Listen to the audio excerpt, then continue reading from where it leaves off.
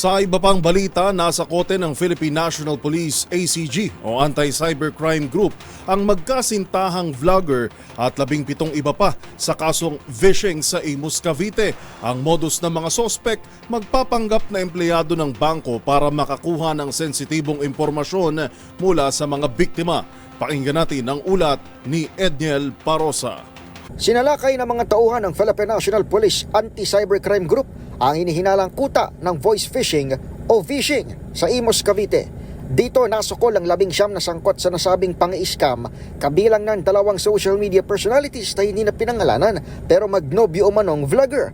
Ayon kay PNP ACG Director, Police Major General Ronnie Francis Cariaga, sinuyod ang lugar katuwang ang Bangko Sentral ng Pilipinas sa bisa ng warrant to search, seize and examine computer data. Nakumpiska sa mga suspect ang mga SIM card, mobile devices, laptop, mga dokumento sa bangko at script na kanilang gamit sa panggagancho.